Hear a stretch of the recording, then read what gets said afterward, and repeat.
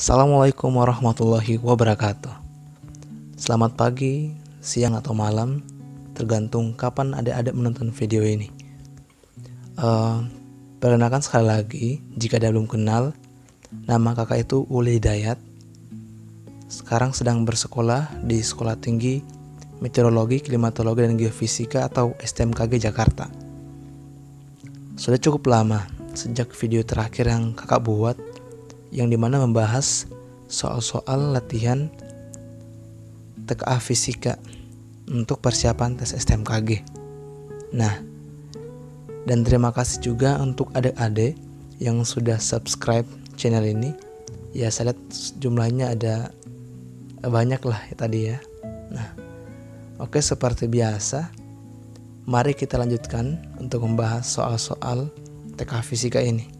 Sekarang kita beralih ke nomor 45. Jadi stay tune dan harus bisa paham ya. Oke. Jadi pada kesempatan kali ini kita akan membahas terkait soal kecepatan gelombang transversal. Nah, jadi ini kita berkaitan dengan gelombang transversal ya. Jadi kalau tidak salah materi di kelas 11 SMA, silahkan dibuka lagi materi fisikanya ya tentang gelombang. Nah, di soal diberitahu bahwa, coba lihat ya, di soal seperti ini. Jika kecepatan gelombang transversal dengan persamaan simpangan Y sama dengan 2 sin dalam kurung 16 V T dikurang Kx adalah 8 meter per second, maka nilai K pada persamaan gelombang tersebut adalah, nah, ada A 32 V, B 16 V, C 8 V, D 2,0 V atau 2 ya, dan E adalah 0,5 V. Nah, kira-kira jawabannya seperti apa? Nah, oke. Jadi begini. Nah, yang paling pertama, sebelum kita beralih ke pembahasan, kita harus pahami dulu apa yang diketahui dari soal. Nah, ini yang diketahui dari soal. Jika kecepatan gelombang transversal, berarti kecepatan simbolnya V sama dengan 8 meter per second kan? Ditulislah 8 meter per second. Kemudian persamaan simpangannya Y sama dengan 2 sin 16 VT kurang Kx, ya kan? Yang ditanyakan apa? Ditanyakan adalah K sama dengan tanda tanya. Oke. Sekarang kita masuk ke penyelesaian. Nah, ini menarik deh. Sebelum kita beralih ke rumusnya dulu, kita harus pahami dulu sebenarnya apa itu gelombang transversal. Nah, ada yang masih ingat?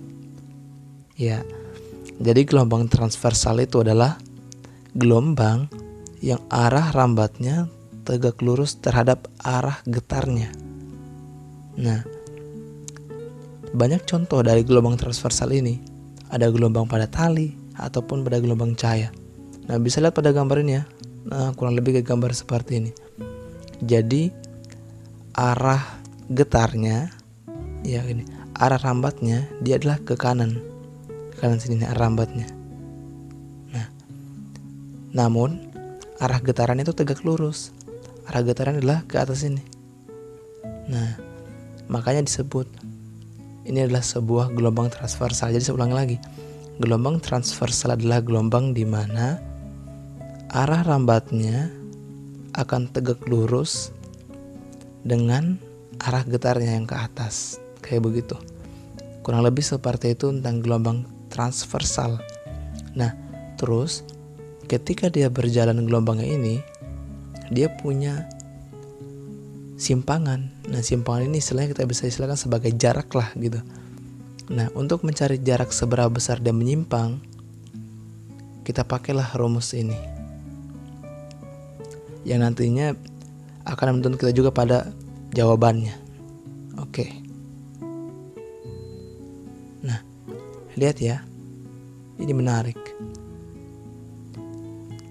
Persamaan simpangan gelombang Y sama dengan A sin KT plus minus omega T. Ulangi, Kx plus minus omega T. Jadi kayak gini nih. Ini adalah persamaan simpangannya.